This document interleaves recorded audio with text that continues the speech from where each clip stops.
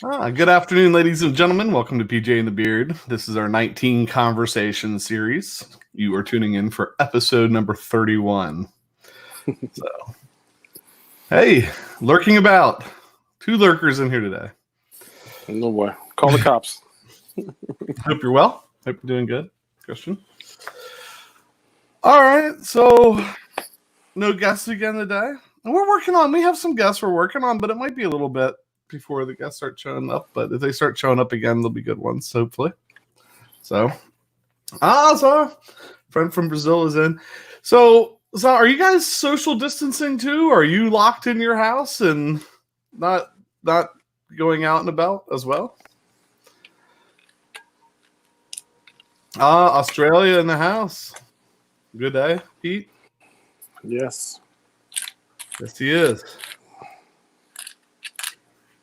So everybody's kind of in the same boat all over the world. You hear people, and we strive very hard not to talk anything remotely political, but you do hear people talking about conspiracy theories and stuff. And I think to myself, it's quite the conspiracy that shuts the entire world down. Right. You know what I mean? All right. But anyway, guitar stuff. Yes, guitar. It's amazing. We've been doing this is number 31. We've been doing this for 31 days. There's been a couple. We've missed Sundays and we've missed maybe one other day. Yeah, but basically almost every day this month. And yet we still have stuff to talk about, I think. Yeah, New York City locked down tight, absolutely. And I hope all is well there. It's just I can't fathom what it must be like in New York City right now. I mean, I think it's pretty mild where we are. I was talking to Pat yesterday, almost deceiving, right? Like you're wondering. You're wondering, like, should I be staying at home? I don't know. Oh, Zaw, that sounds very familiar. I thought that was Christian in New York typing that at first. That's all. We're treading on things we stay away from. Yeah, I mean, we still have the guitar stuff going on, I think, right? We do. So where do you want to start today? I guess we're going to go for the clippity-doo-dah, probably, right? Well, you know what? Let's go pedal first, because we're doing a little alternate version of the pedal, which will lead to the clip. Okay. Right? Because we're so planned out. We know what we're doing. We just weren't sure what order we were going to do it. So, wow, let's see. How do I do this? One time we did clip of the day, and it wasn't a clip. It was a book. I mean, not clip. We did a pedal of the day. It wasn't a pedal. It was a book, yeah. It was a book, and I feel like we did some other alternative thing one day. But anyway, the pedal of the day, and we did briefly talk about this, is the Evo. And I have never touched one of those. Well, I maybe touched one, but I've never played with one. So an electric bow. I think I badly showed this before. So there are like 2 guides. There's a guide here and a guide here, and the string that you are causing to vibrate sits in between. So I think I said before, if you're doing a high E, G would be here, and the B string would be in the middle. And I may play it a little bit, but this goes along with the clip of the day. I cut the rest of those off. I was going to do it live, but I ended up cutting the rest off. But I did it with some really substandard wire clippers, because I think BB Made's like, do I have to send you some right angle clippers? And I should have said yes, because all I have is like standard needle nose where I feel like I'm going to snap the post off sometimes. But these are super tight, super flush, super tight. No stringage hanging there. But so the clip of the day is going to be tied into the pedal of the day, which we've talked about the artist Phil Kagi, which then will tie into the guitar of the day. So I guess it's really the PJ show at the moment. You're welcome. I've monopolized all of the upfront stuff today. all circled around one person. So, oh my gosh, Brian Landreth, no power again. Yeah, I'm looking at while you're talking, looking at the chat, and Zaz, this is last year of high school, and being a high school teacher, I can totally relate to that and know what my seniors are going through. And I know your education system is different there, so I mean I don't know enough about that, but I certainly can sympathize with that and what you're missing out on, and even just behind the test, man. So sorry to hear that. Brian sitting out there in no electric land. And then music therapy asked if we said EBO. Yeah. Yeah. Not like Bosco bow, but yeah. So basically, it's an electronic bow. It creates vibration through I think magnetism, basically with the metal of the string and or the pickup on an electric guitar. Because you can put this on an acoustic guitar too. It's not nearly as loud, but on and off switch to turn it on and off. That would do it. Yeah, so we have a clip of Phil Kagi playing one, probably early 80s, maybe mid 80s. I think it was on maybe an instructional video of his or something. But all right, I have that come in, right? You right? Yep. Here we go.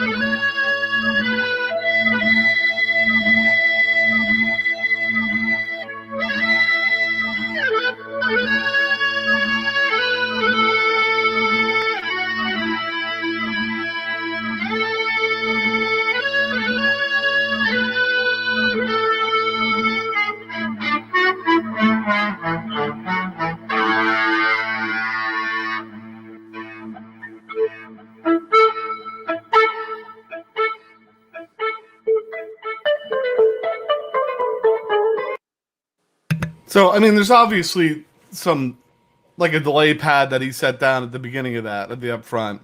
Right. But then you hear that.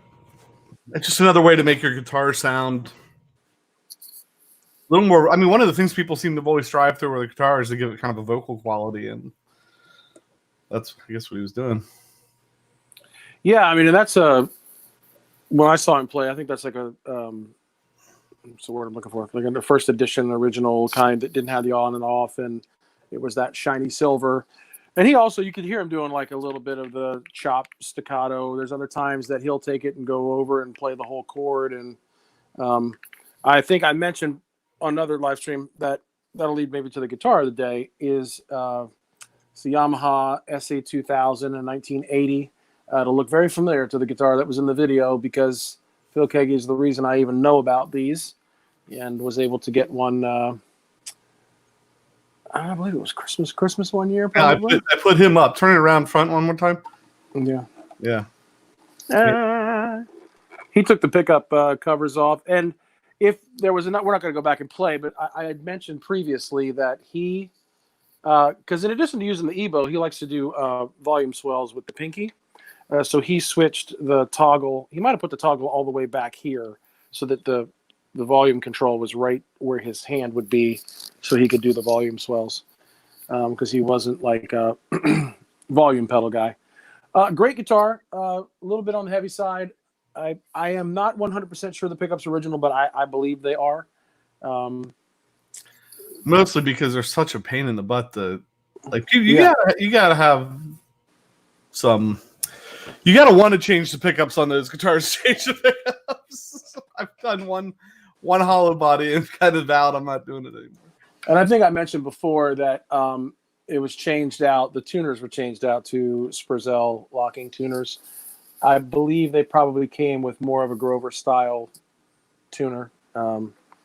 So that really puts those strings down super close and like it makes it easy to trim them off. Look, no string hairs, people. So that is a Yamaha SA 2000. 2000. Hey, BB Maids in the house. What's So up, I mean, this is kind of risky to do, but like just to give you an idea, I am not using a looper. We've talked about the Electro-Harmonics Canyon, and we've talked about Shimmer. So I have the SA2000. I'll do it short because sound quality is probably not going to be great at all. The SA2000 through the PV Classic 30 112 that we talked about, through the Canyon that we talked about. On the overdrive channel, I don't even have the volumes here close to wide open, but so if I like strum through an open G chord, so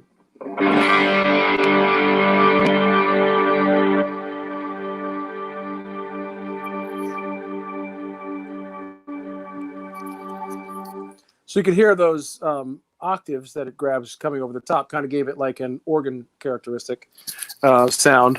And so you could do that. I could do a version of what Phil Keaggy was doing by playing this.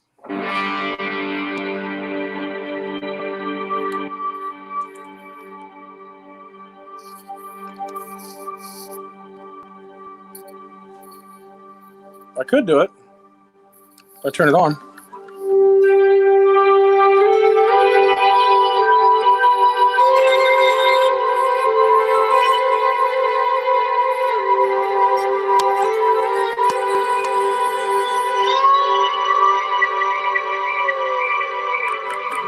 Big whale. Yeah, if you have it.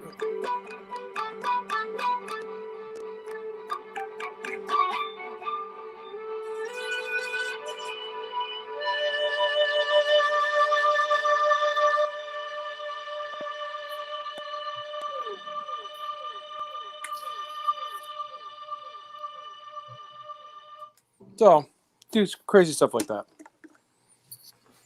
But great guitar.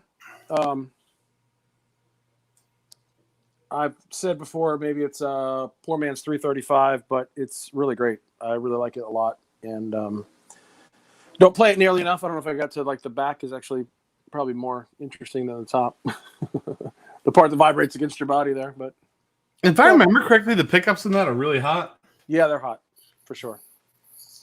So anyway, that's let's see. That was the pedal. That was the pedal of the day. Well, kind of, sort of, but I did grab another pedal. If we want to show it. Yeah. So I kind of feel like I might make a little noise here for a second. Hang on, because it's worth it. So I've made it known before that I'm pretty shameless, and that I like things that light up. So when I was at Brody's place in Nashville, probably the friend with the least pedals that I know, he had a Rockworks pedal there, which this was I'm trying to get the light out of it, and I think I turned it right towards the light. How's that? So the Rockworks Light OD version 1. They make a dark one that's black, that's probably a little darker, and then this part of the reason I like it is the sound, but shamefully I must admit the reason I really like it is because when you plug it in,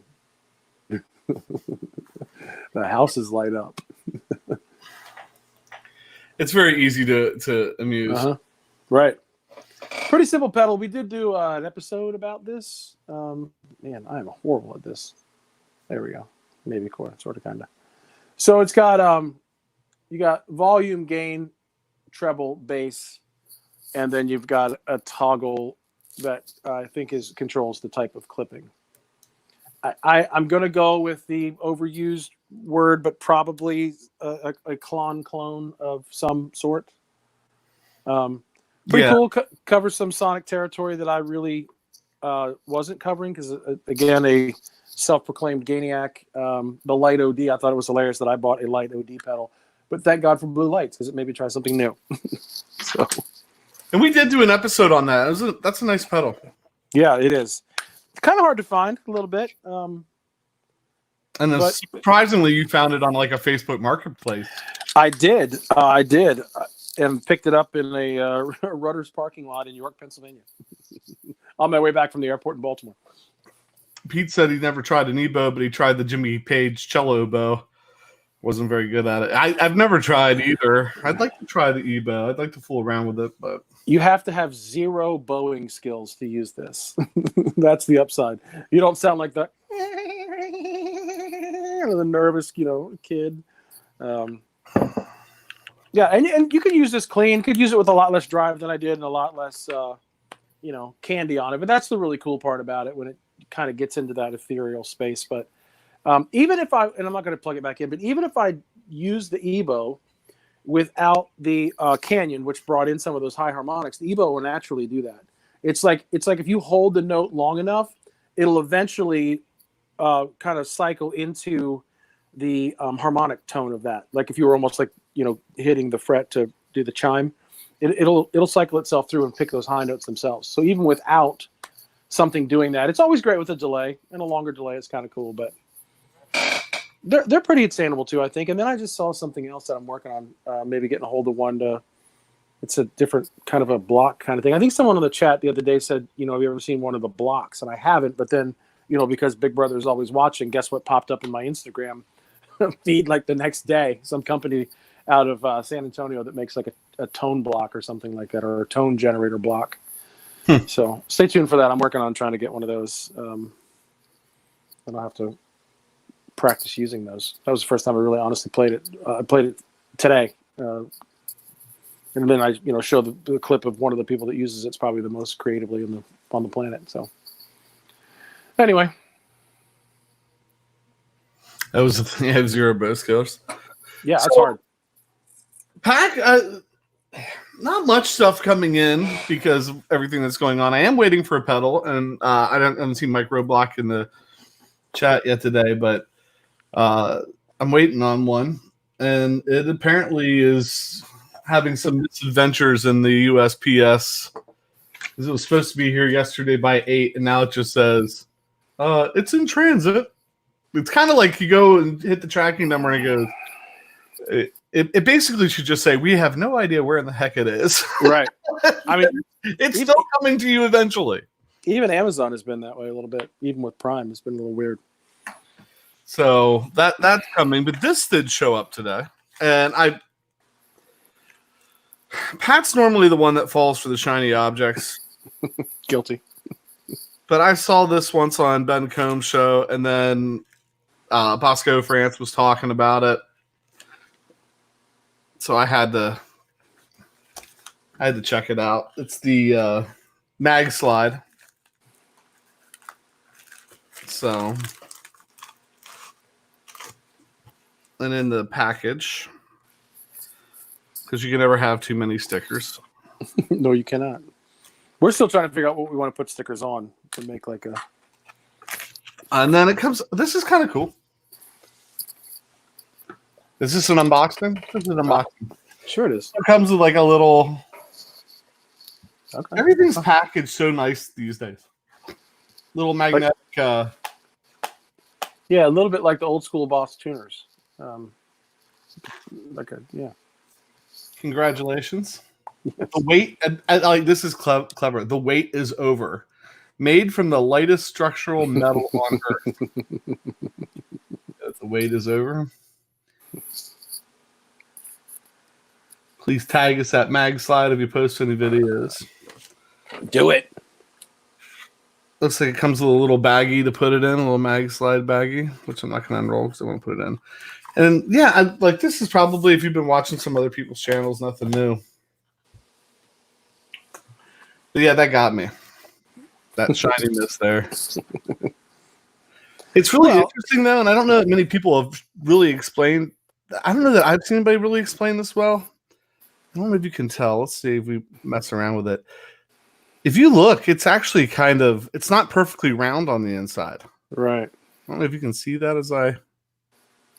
Yeah, because people talked about a socket, right? So it's like a socket, but all the way through, not just at the end, right? Is that kind of what you're saying? Right. That's what it looks like from here. And then it gets narrower as you go up. And it's narrower at the top. And what I like a slide, so if you go to like what's traditionally been my favorite slide, that sits right above your knuckle and isn't super long.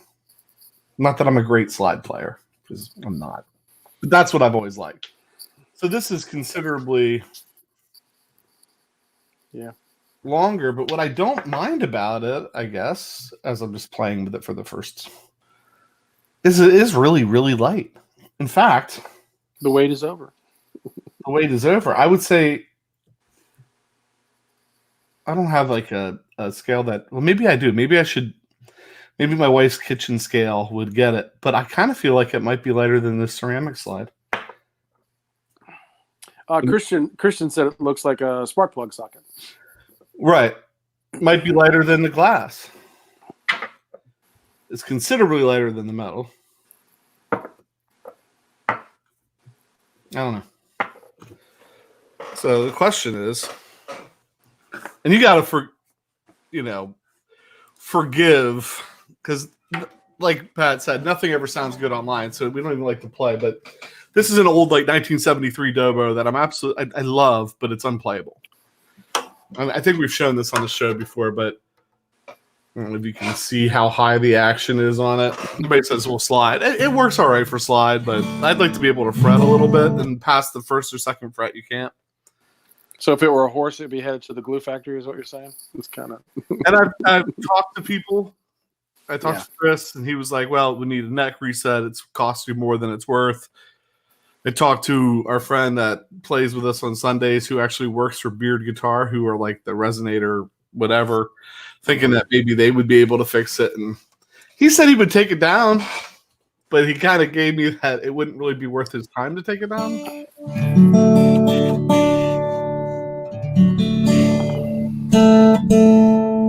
Yeah, I don't know. I might have trouble with that. Where it bends.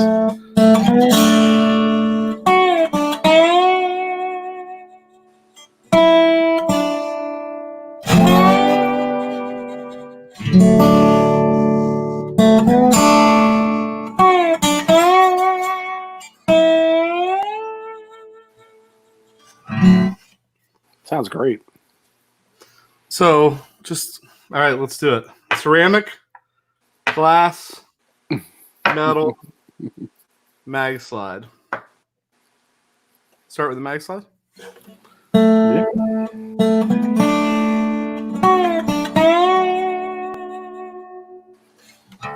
Mag slide. Had a warmth to it. Wait, maybe if I turn that...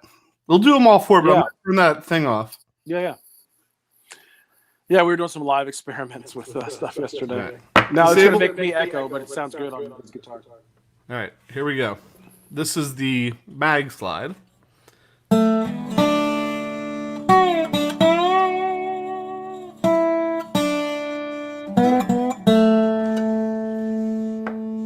Metal.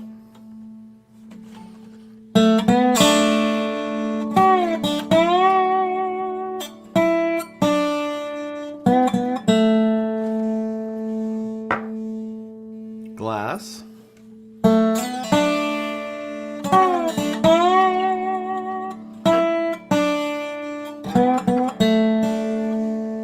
And then ceramic. I don't know. I'm not sure I can hear enough of a difference that you could pick it up on the internet.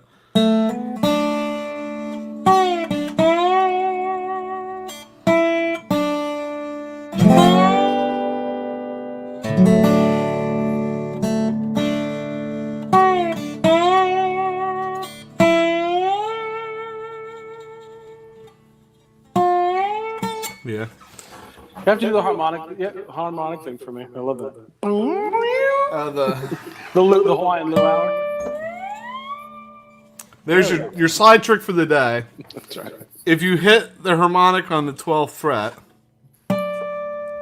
works on any guitar, and then you start your slide. I don't know if you can see it because I can't see my camera right in the moment. If you start your slide behind the neck and roll up, you grab the harmonic. I think I'm trying to remember who I learned that from. I just remember the first time you did that, I was like, "What was that?" I think that's from a Bill Bozeman or Bosman. There's a slide instructional video that I stole. It's like the one thing I learned from his video. I thought so the first and the last were both ceramic. Is that right? What was that? The first one you did, and the last one. First one was the mag slide, which is that's the magnesium. Yeah, BB made it needs a neck reset, and there's since BB knows a little bit about this stuff, there's some weird stuff. There's like two little I'm not sure's there. Ooh, there's a screw. You can't see it. There's a hole here with a screw in it. There's a screw here. I don't know. There's some things that look like they might have been original, some things that look like they might not, and I would love to get it fixed. It was made the year I was born. I'd like to take care of it, make it right, but I haven't found anybody that is willing to take on that beast. I think they're willing, but they're just trying to be fair to you and saying it's going to cost a lot of money. Can you change the filter back? Oh yeah. Because it makes me echo. Okay. Today, I consider myself the luckiest. Yeah, there we go. Okay. Brody said, outstanding job making them sound very similar skills. Lots of players can only use one material. Well, thank you. I don't know if there's any truth to that, but it sounds impressive. So I thought the first one, which was the new one, right? And then the last one that was the ceramic one, I thought they sounded good. Yeah, I mean the ceramic's always been my favorite, but I'm really getting into this one. And this is I think it's I want to say it was I don't know. I like how they put these kind of like patterns on. Let's look them up. Let's go to their website because this is a show about nothing and we planned that. Well, and that was one you said is like tapered on the inside, right? So not only is it a little bit shorter, it's a little bit of like Sean was talking about there. Sean Spiel was talking about when he's playing those 3-string guitars. What did I say, Sean? Sorry, Shane. Yeah. That he liked that shorter one because of the way he played those. Right. Well, his are even shorter, so he can like actually still bend over and then use the tip in between the strings. I think his are probably closer to that size, maybe. There's Mr. Barber. Glass always. I don't know. You might, if you liked it, I would say just for having it for 5 minutes. Closer to glass than the other stuff. It's a magnesium, it's a metal, but I would say feels more like a glass on the when you're using it, when you're playing it on the guitar. The inside tapers a little bit too on this one. So like as you get it grabs a hold. I think it does. Maybe not. Well, I don't know. It has those ridges on the inside. Oh. Look how shiny and pretty though. Oh, I noticed that way from the beginning. What did Dwayne Allman use? He used this. This is actually Dwayne's slide. He used a Corsina bottle, and I did not play that one on the acoustic, but this is a bottle I found in my biology classroom that was issued in 1959 from the local drugstore in the town I teach in. To the wife of a former biology teacher at that school. And I did not do that one, but it... Ooh. Yeah, I got it.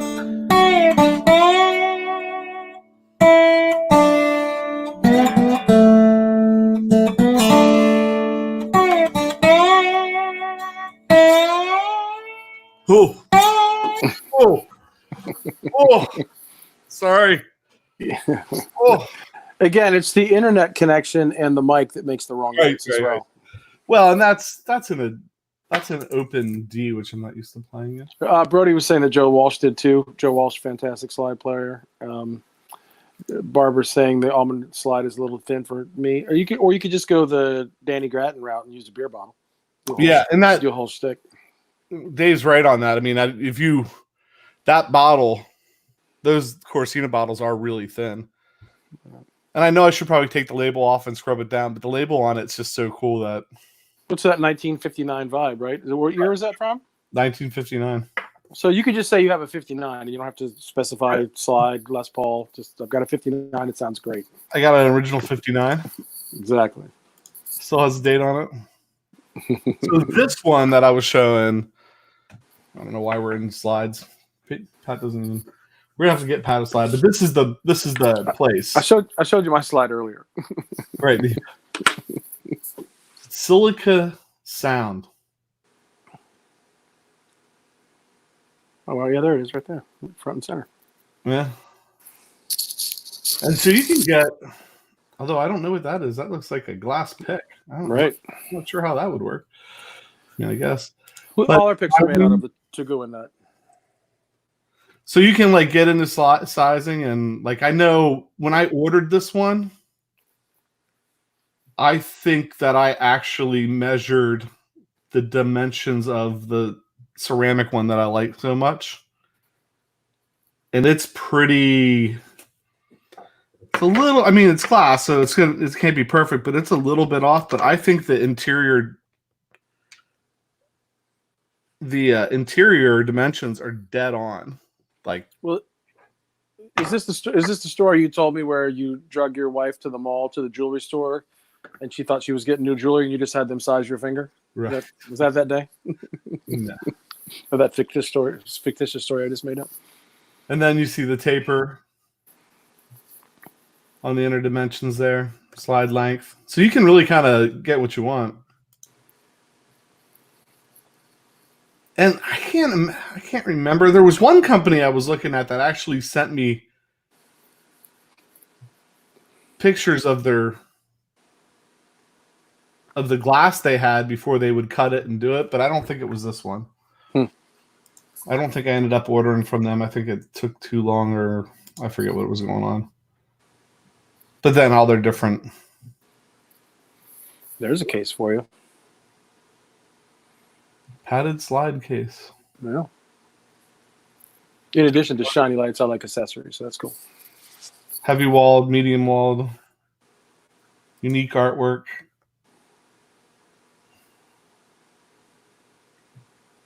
A glow in the dark pick? What was that? Like Alien Area 51 technology there? The Illuminati glass pick. That's good. I'm a little weirded out by the glass picks. Yeah, my teeth are already feeling like someone just took their nails on a chalkboard. That's pretty cool.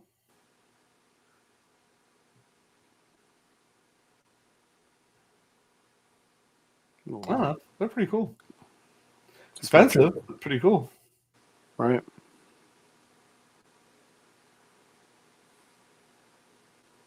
Anyway.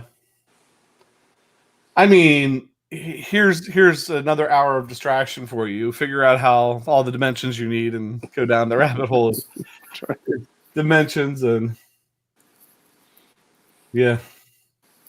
Well, every once in a while, right? You're not buying a guitar. You're not buying a pedal. So you just go buy something else. So you go get yourself a slide or... I hear you can never have too much gear. That's what I've heard. These two knuckleheads say that all the time.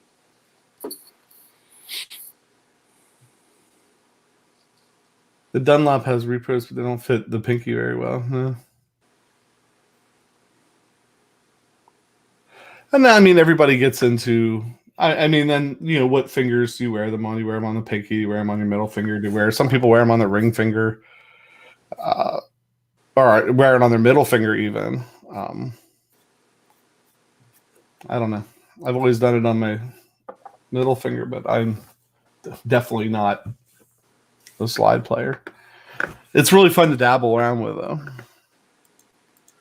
My time about I'm hardly a guitar player. I'm going to distract him with this thing for a minute. I can make anybody think I'm proficient on on multiple instruments for at least 30 seconds. That's right. Just jump up to a keyboard and play all the black keys, and you're a genius. It's after 30 seconds that things get kind of scary. Yeah. Good night, everybody.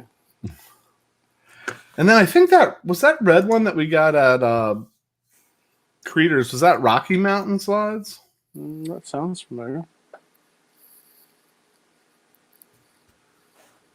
Rocky Mountain Slide Company. I think that's what it was. So who else in here plays slide? I know Brody does. Obviously, David does if he has a preference. Anybody else in the chat dabble in the slide? While they're answering you, we'll put that up. Rocky Mountain Slides, I think, is this red and black one that I have. That's more of a ceramic kind of thing.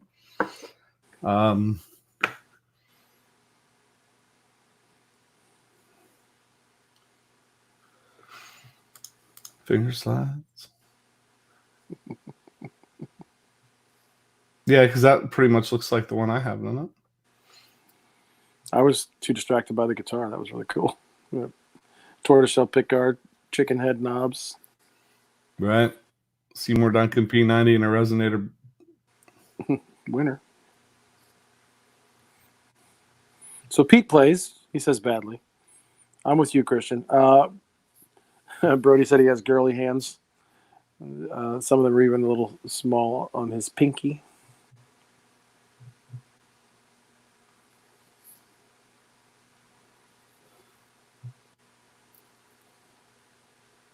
Oh, there's the knuckle slides. Little small ones, really small ones. Yeah. It's interesting. And then Shane's page was that subbyslides.com, which no, it is not subbyslides.com. It is Shane Spiel's Stubby Slide. And he said that he was just getting that back up and running, so it doesn't look like there's a whole lot of... There's some interesting ones out there, though, like... Or there's one that's like bone on one side and ceramic on the other side. I mean, it's a whole... Like, you could really spend some time if you wanted to explore the sonic territories of different slide material. Sean Zimmerman jumping into today's episode of Slide Talk. Today's episode, he just slid in the slide. Well, there is a Phil Keaggy story that I think is true. On one of his albums, he doesn't really play slide much, but on one of his albums, he had slide, and in the studio, because he's not really a slide player, he didn't have a slide with him, so he just took a XLR cable, and the metal part of the cable he used as a slide to record just a little part in one of his songs. Brody's talking about the slide that his grandfather made for him. Yeah, how old is Grandpa Kramer? He's high 90s, right? Yeah, in the episode with Brody showed us some stuff that his grandfather made him. His grandfather had a machine shop. Mm-hmm. Then what makes a brass slide?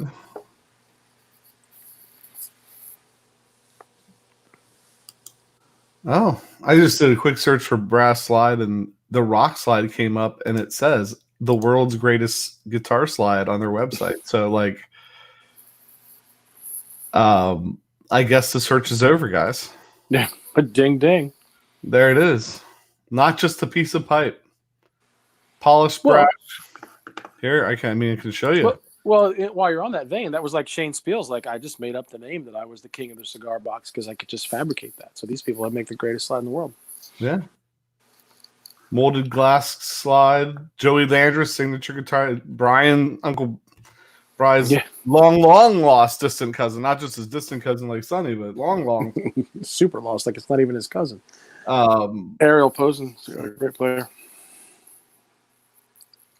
Yeah. Look at that. Yeah, Joey Land. You want to go right there? You want to go down the rabbit trail? Go down Joey Lander. That guy, man, amazing player,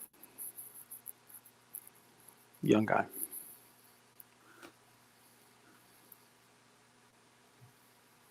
I don't know what that is, but it looks pretty cool. It's like they are cool looking.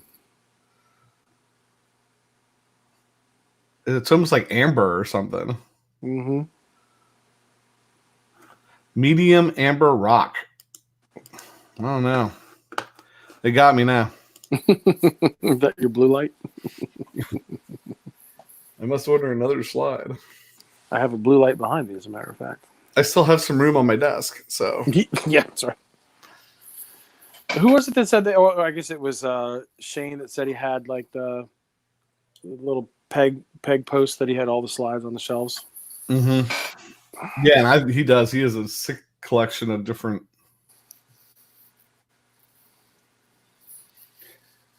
I mean, probably. Maybe that should be the clip of the day later on. Because I don't normally do the... It's been sitting on my shelf. I don't normally do the, like, I need your autograph kind of thing. Why not? But here is one of my original Moonshine guitar slides that I used with that band for years. And you can see it's like all chipped up, dented up. And I used to keep it in my pocket all the time. And we were out one night and we saw Dave Hole. So I had Dave sign it and stuck it back in this case. Bought another one, stuck it back in the case. Has been sitting on the shelf ever since. Anybody ever hear of Dave Hole? Where's our Australian buddy? Pete. Pete, have you heard of Dave Hole? Because I'm kind of feeling like Dave is Australian. I could be wrong about that. I'm probably wrong. Christian commenting that Derek Trucks is an awesome slide player. No argument from anybody in this group. That is for sure. Oh, we talked a little bit about him with Bosco France. Derek is not an awesome slide player. He is the greatest slide player. There you go. Pete said a good West Australian. Yeah. So where did you see him? He was playing at Klinger's in Edders, PA. Yeah, that was the place you said that and another place would get like national. Right, a lot of national acts would come through. So we did do a clip of the day, but maybe we ought to do a second clip of the day. Can we do that? You got the mouse. Well, I mean, you got a problem with it? You have anything better? We have 9 minutes and 10 seconds to kill. Play all the clips you want. All right. Oh, Stu Rat's here. We got to start over. Okay, here we go. So, Stu Rat, have this Yamaha SA2000 and this Ebo and Canyon pedal and Rockworks and the Ebo. There you go. You're all caught up. And 12 slides on Jason's desk. Here we go. If you haven't heard of Dave Hole yet, here's Dave Hole. Just a couple seconds.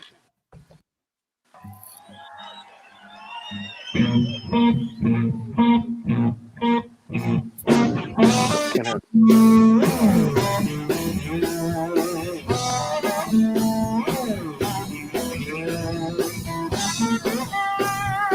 That's all I'm gonna give you. we couldn't. I couldn't hear it. I'm guessing they couldn't either. I couldn't hear it. Oh, really? Yeah. It looked inspiring. I Could just couldn't hear it. I don't know.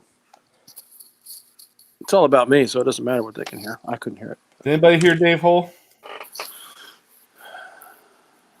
Pete Hickson said he played with Dave at a blues festival back in the 80s. There you go. Pete Hickson for the win.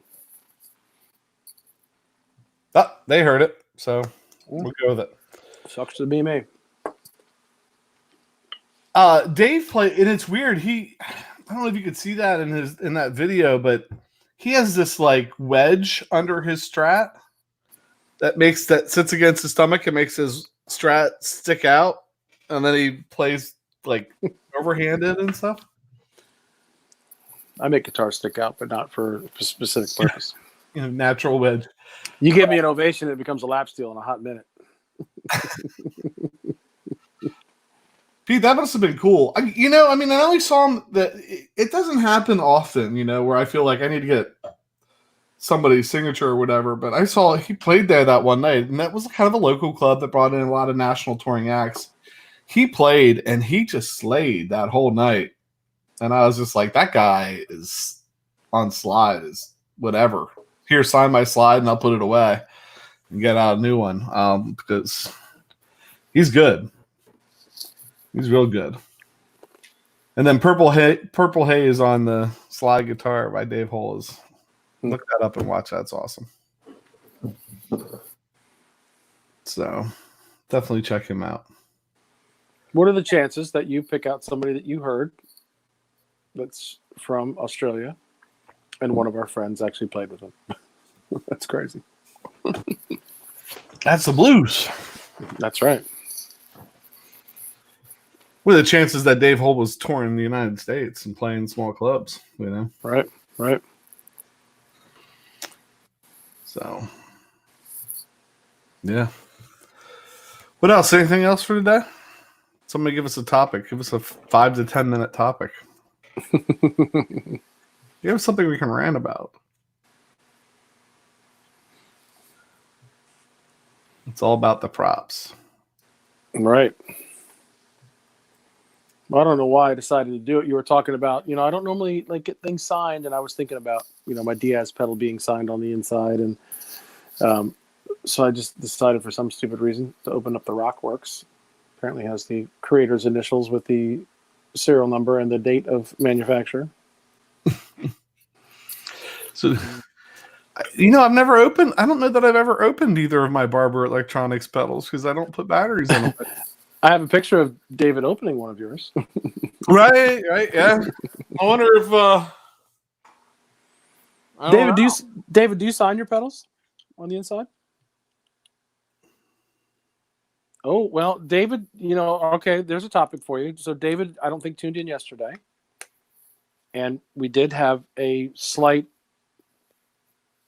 mildly cryptic update about that. He says he does now. That's right. All right. I can give you COVID-19 reasons why you should do that. Well, and David, if I know you teased over on your Facebook page about a series of pedals that you asked the question if people would be interested or whatever. The blackout version. You need to let us know so we can tell everybody on here that you did them. It was a blackout version of the pedals, right? Right, yeah. And they would have to be signed. Yeah, there's news. There's news on the old Telecaster. Well, the news that we're willing to share. The people have spoken. That would be the news, right? Yeah, we're going with it. We'll put the Texas Tele pickups in it. Twisted. I hope the Twisted Tele pickups. My hope is that we'll see some movement on that in the next week or two. That might actually happen.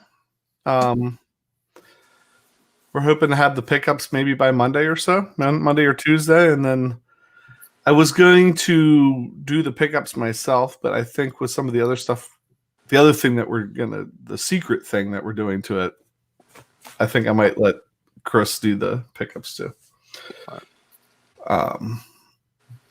Yeah. Brody asked who else went on a Freddie King binge since the. Every time he writes PJ and B, I think PB and J. I'm okay with that too. After about 15 months, I think we're a little bit like PB and J. I would say yes, because if I'm not mistaken, I think Brian Landreth posted that clip on his Facebook page or to another group that he's in. Yeah, yesterday. Group that he's in.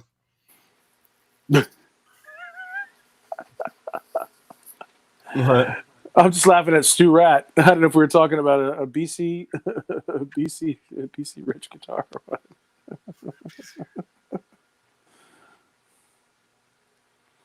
Well, wait, Stu Rat, any news on the PV? Wait, oh yeah, that's right. Did you fall through? He made an offer, and then we advised him that if he got it, to put it in the hall closet with the coats and the vacuum cleaner for a little bit, and then pull it out. His worship, like that's what I'm saying. I'm trying to figure out where that one came from. From the BC Rich. Yeah, the guitars. There was a story about Mitch Ivanoff walking into Triple R Guitar and pulling out a BC Rich Big Bitch model.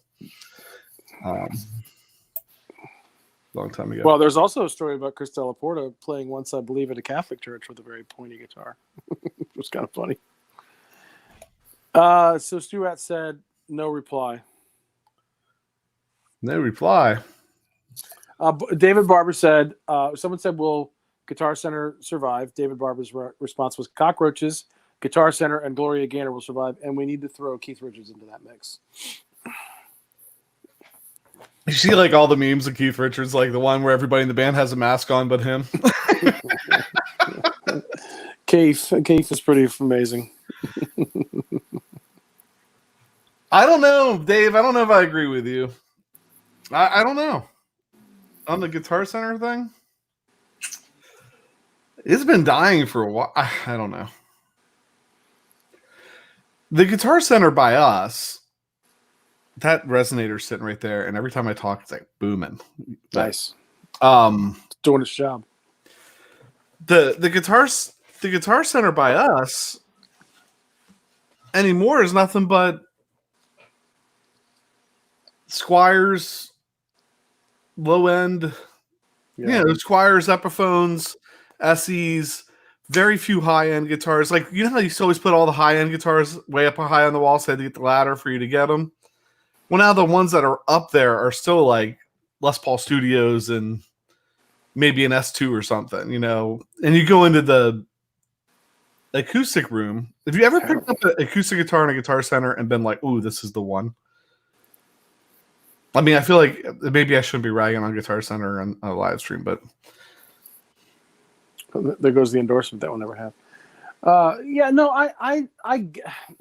get it a little bit. Like, so for me, and I feel bad sometimes because we are good friends with Chris and we've known many other, sole proprietors of stores, but kind of when I'm traveling out of town, I just kind of cruise in there when I was working at different jobs, and you kind of stop in, and I would just kind of love to go back in the acoustic room, odd times of the day, be the only one back there, so I might have a better chance at being like, oh, this one sounds great.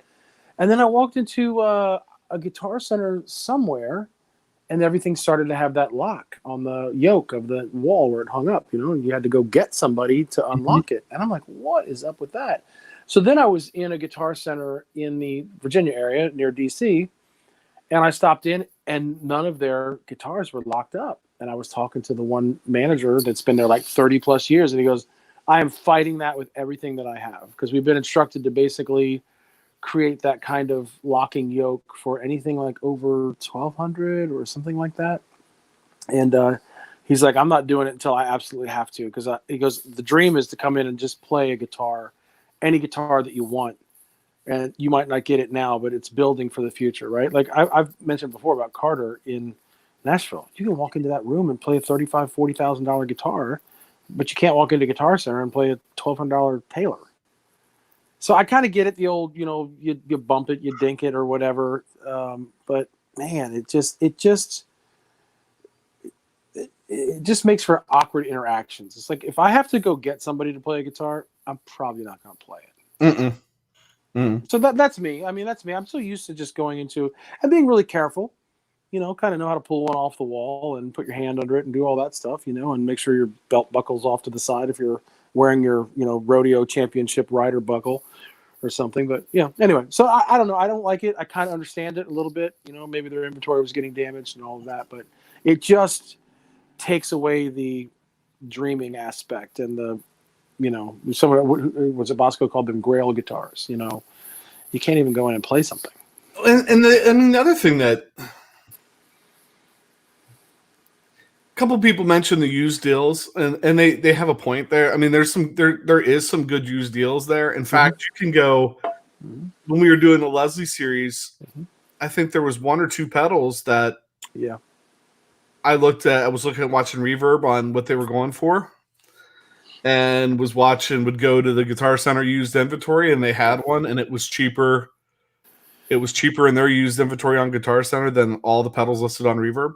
I give them credit for that, right? Because I go right for the pedals for the show, and because, again, that's a price point that you can treat yourself every once in a while. But it's amazing. Almost any Guitar Center that I've been into, North Carolina, Virginia, Maryland, Pennsylvania, pick one. You go to the used cabinet, and you go onto Reverb, and they are almost always lower than anybody on Reverb that a pedal's in good shape. Like, they've got that whole, I'm going to make this work, making their pricing attractive, and especially if you're buying it in the store and you're not paying for anything. Yeah, laughing at Dave. Yeah, I don't know. There's just,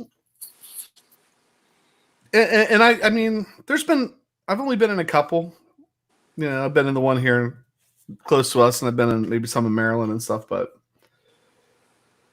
I don't know. I was looking at a fuzz pedal or something one time, and I went into one. It was down in Maryland, I think, and I'm like, I'd like to try this out. Okay, so he hooks it up, and it's like a pedal station that he brings it over, and there's like a solid state amp there and a $200 whatever. Right. And I'm like, okay, okay. So and maybe it was a choice between the two, whatever. But I was like, well, can I play that guitar over there instead of this one? Sure, all right, whatever. They put me up. So I start to play it, and I'm a very first of all, I don't like to play in guitar stores. I don't want to be that guy. Right. But if I'm going to drop $200 on a pedal or $150 on a pedal, I'm at least going to turn it on, hear what it sounds like first. So I turn it on, and I think I'm at a pretty reasonable volume, at a volume that's loud enough that I can see if it's going to do what I want to do, but it's not like not even as loud as we would record down here in the basement. And I mean, I haven't even played like 3 notes, and the guy walks over and literally turns the amp down.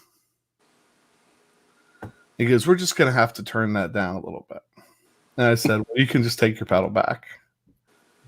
And he goes, he's like, "Excuse me." I'm like, "Well, if I can't try it out, I'm not interested in buying it. So I'll just be done." It's okay. I'll just be done. He goes, "Oh, well, you have to understand. We're right in front of the door where people come in, and we can't have you play loud here." And I'm like, "Well, then why would you put me here?" Meanwhile, there's like 8 10-year-olds in the drum room beating the snot out of the drums. There's a kid over on the bass rig. There's some guy over on the guitar playing doom metal. Like I can't even think in this room, and I can't play loud enough to hear the pedal right here. Oh my gosh, I'm laughing at Uncle Bry. Guitar Center is the Des Moines Airport strip club of music stores. You're embarrassed to go, but it's all you have.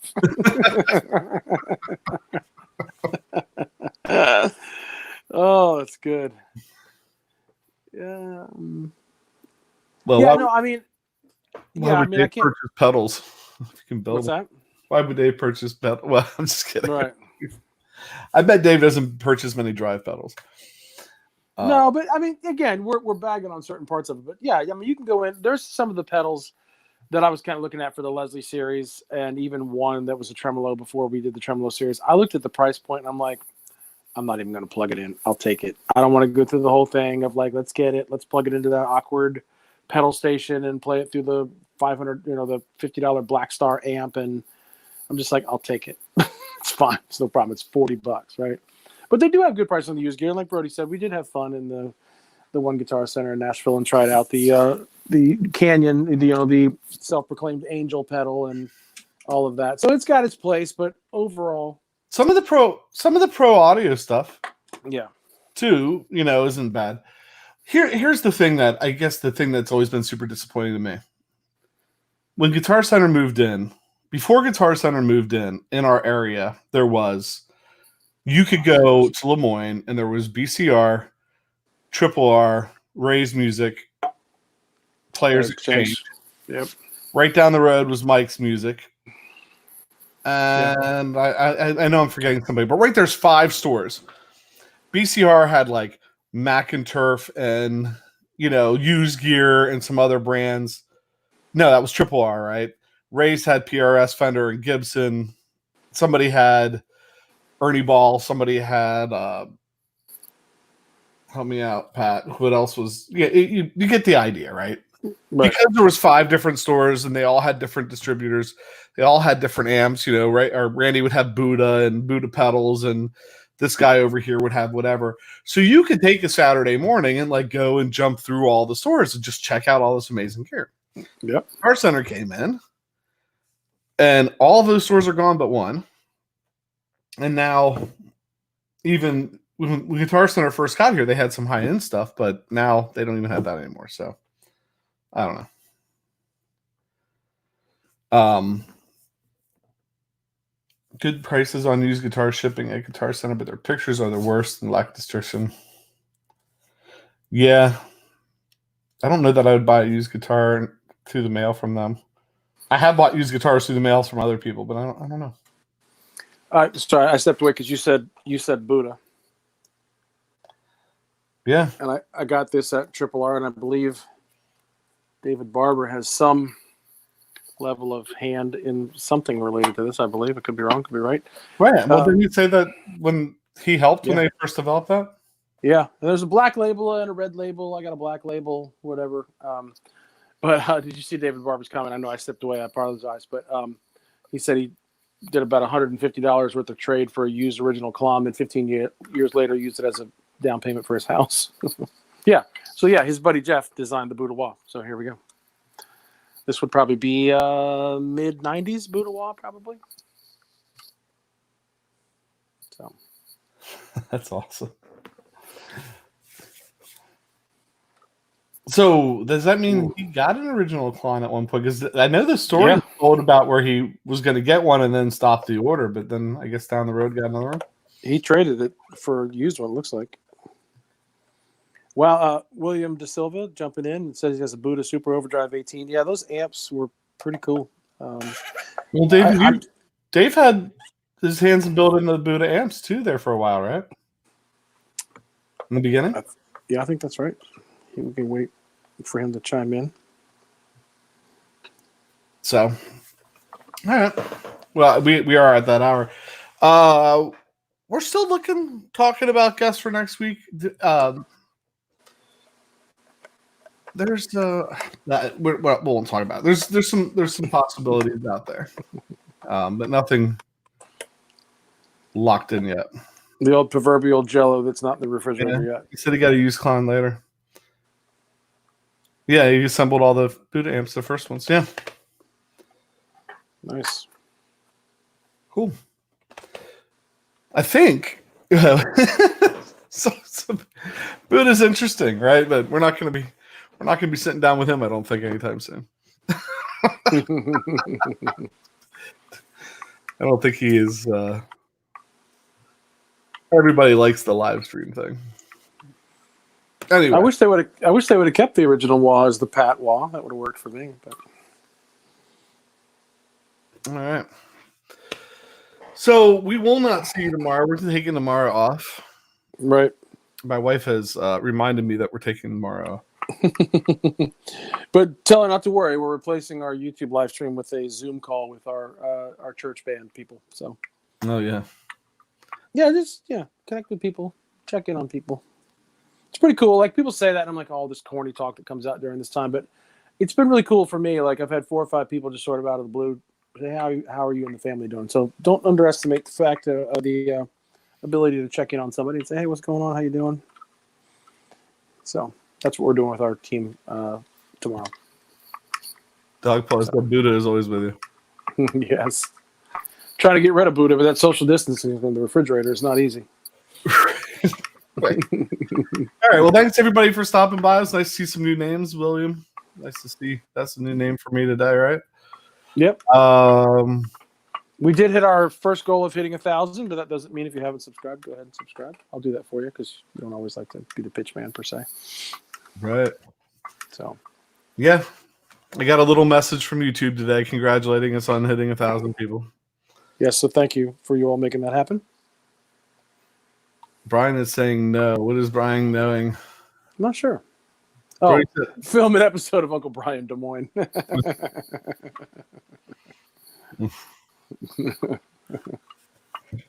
All right. So I think that's it, right? I believe that is it, because anything beyond here is dangerous territory. we're out of structured, coherent material at this point. Right. We're flirting beyond the PG-13. So with that, I'm PJ on behalf of the Beard, reminding you, no matter what you hear, you never have too much gear. Wow, wow, wow, wow, wow, wow, wow, wow, wow. Later. See ya.